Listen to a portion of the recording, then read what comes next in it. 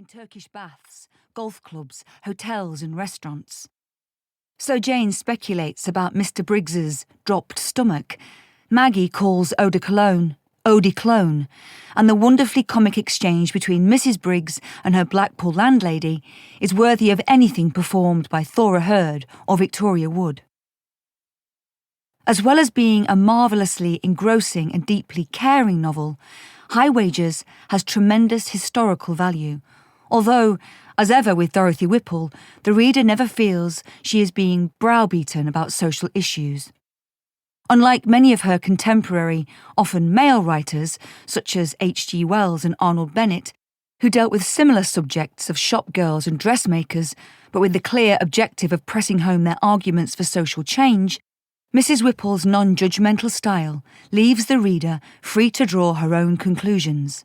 And, because of the author's light touch, her enjoyment of the subject matter and her desire to tell a good story rather than lecture the reader, High Wages is as relevant today as it was when it was published in 1930 and contains many parallels with contemporary issues. The book chimes in with serious present-day discussions of our consumer culture, concepts of retail therapy and shopaholicism, debates about women's clothing and shoes, and indeed the question of whether intelligent, educated women should even be interested in something as frivolous as fashion.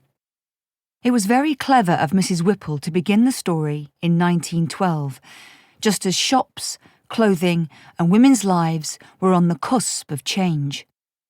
Gordon Selfridge may have opened his magnificent, glittering department store on Oxford Street in London in 1909, but his revolutionary new ideas about elegant merchandising and wooing the customer had not yet percolated down to the resolutely old-fashioned provincial market squares of places like Tidsley, where Mr. Chadwick's window is crammed and stuffed with merchandise, stalactites of eiderdowns, and a Christmas display that uncannily resembles the dead birds in the window of the neighbouring poulterer.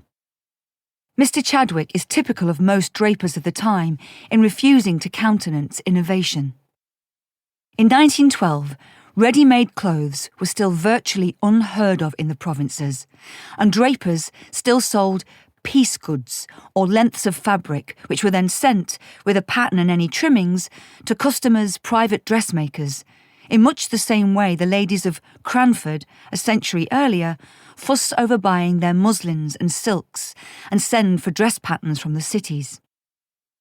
So Chadwick's remains a period piece, forever preserved in aspic, the kind of thing we might now see in a heritage museum, something that makes it all the more fascinating for any modern reader interested in the history of dressmaking and clothes.